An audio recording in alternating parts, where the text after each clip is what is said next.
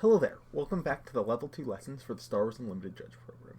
As always, I'm your host Jonah, and today I'll be talking about some of the advanced core rules, in particular, modified actions and nested abilities. This is where a lot of confusion comes in for many players, especially players coming from other games.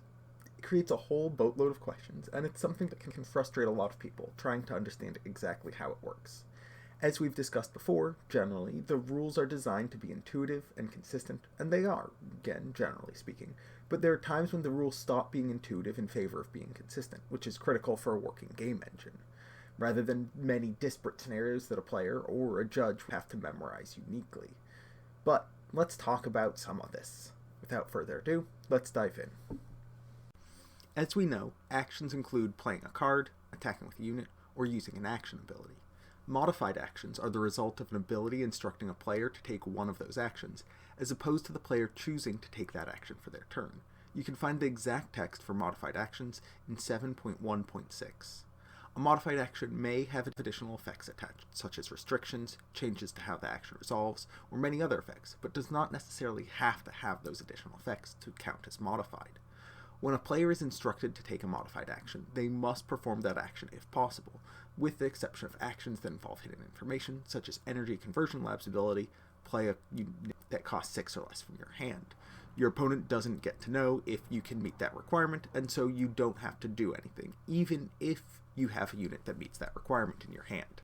Any modifications to the action occur at the appropriate step of the action, which is usually before it fully resolves. For example, Admiral Piet, commanding the Armada, has a modified action that allows you to play a capital ship unit from your hand and modifies the cost of the card during the determined cost step of playing a card. Han Solo, Worth the Risk, has 2 modifications. One is the cost modification, and the other is dealing 2 damage to the unit, which is dealt as soon as possible. The damage will be dealt as soon as it can. Units not in play can't be assigned damage, and so it waits until the unit is in play, but the damage is part of the ability resolving. Constant abilities will apply to the unit, but triggers won't occur until after the ability has finished resolving. This deserves a quick and classic example. Let's say you control the leader Han Solo, Worth the Risk, and activate his ability to play Stolen Landspeeder. What happens?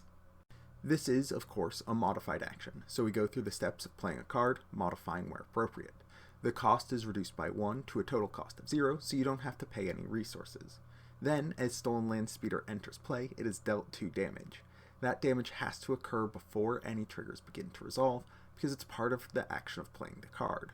Furthermore, before we can resolve any triggers, we perform a check for game state maintenance, which catches that the Landspeeder has 0 remaining HP and is defeated. Then the trigger can resolve, but it won't do anything in this case. Similarly, a Lieutenant Childson, Death Star prison warden, wouldn't be able to survive being played by Han, but an Academy Defense Walker would be able to benefit from its own trigger.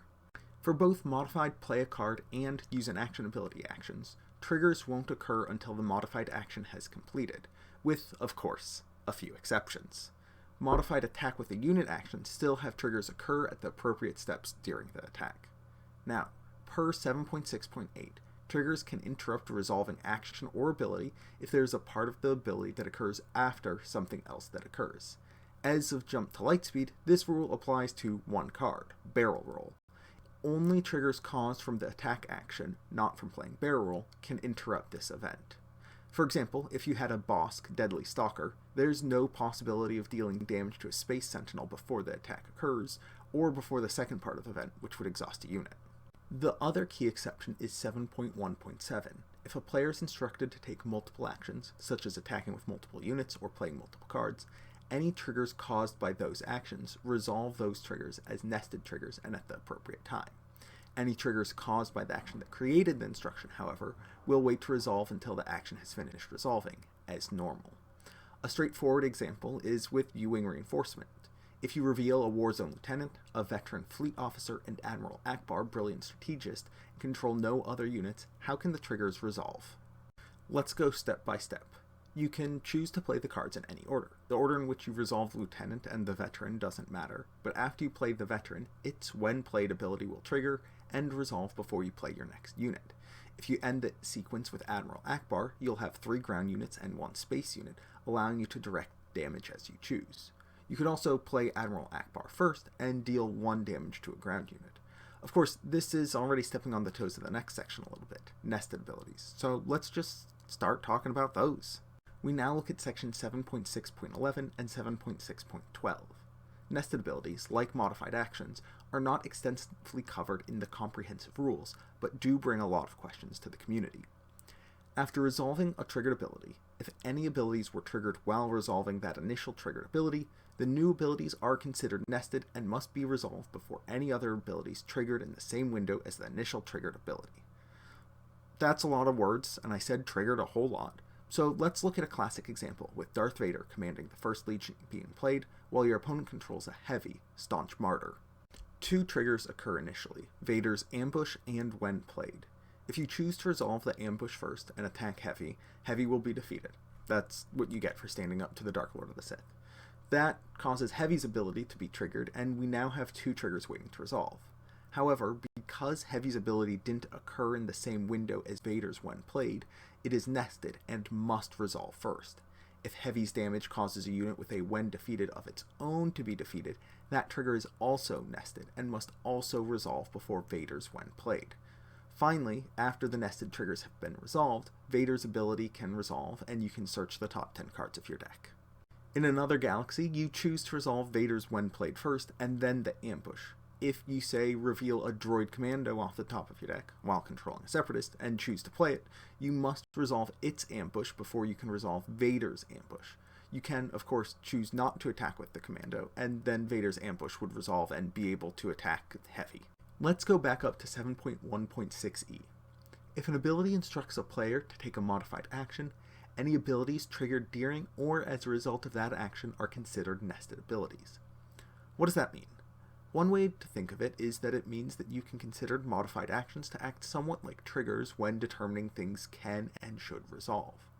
Let's go through a couple of examples with playing different events with our friend Bosk, Deadly Stalker in play, to demonstrate. You control Bosk and play Takedown on your opponent's Vanguard infantry. What happens? First, you play the Takedown and Bosk triggers, but because we're in the middle of an action, it does not begin to resolve. Then, Takedown defeats the infantry and infantry triggers. Then, Takedown finishes resolving. At this point, there are two triggers waiting to resolve, and you, as the active player, can choose which one you want to have resolve first. This is because defeating a unit is not a modified action, and so all triggers will wait until the event finishes resolving. Let's try it again, but with you playing Timely Intervention to play a Super Laser Technician to ambush your opponent's Vanguard infantry. What happens this time? First, you play the Timely and Bosk triggers, and like before, Bosk isn't allowed to resolve. Then you play the Technician and Ambush triggers.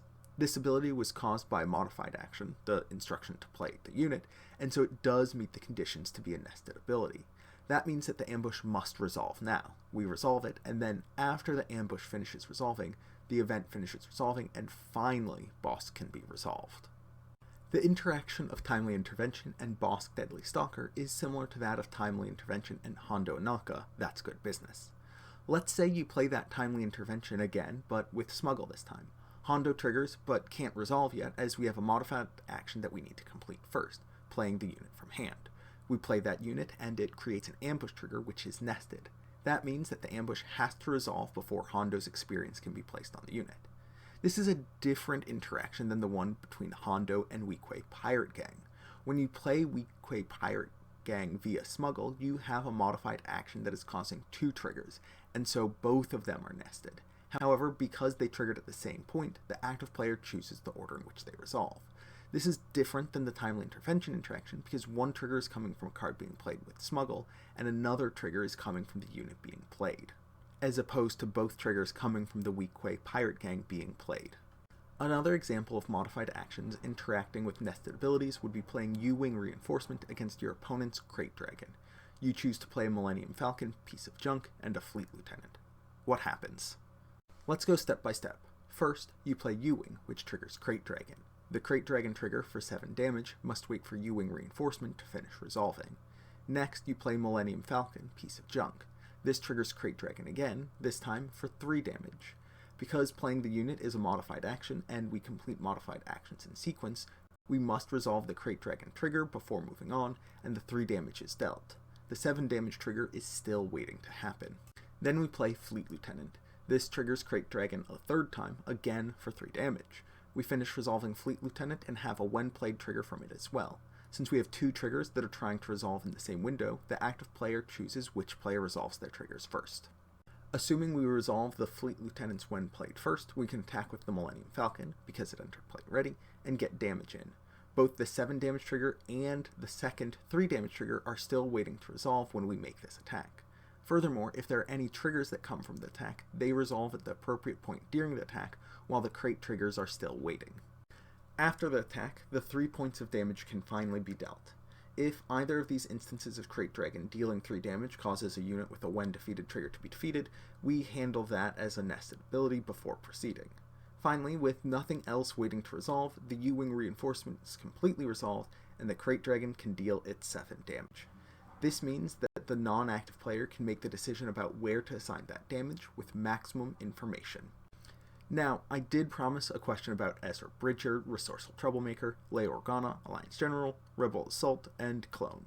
But rather than going over it again and extending this lesson even longer, I'll direct you to check out our rules clarification page, where you can read about the 8-step process there and some involuntary twitching of ears on behalf of the Rules Admiral of this game. In any case, that's all for now. Join us next time as we begin to cover some questions that resulted in clarifications from the designers, many of which are points of confusion and uncertainty for players. If you're watching this on YouTube and you want more Level 2 lessons in your feed, go ahead and hit that subscribe button. Otherwise, join us on Tuesdays and Fridays at twitch.tv/swoo_judges for live broadcasts covering the content of these lessons as they are released, and of course, join the Star Wars Unlimited Judge Program Discord to join the community in the discussion of this and much, much more. As always, good luck and have fun.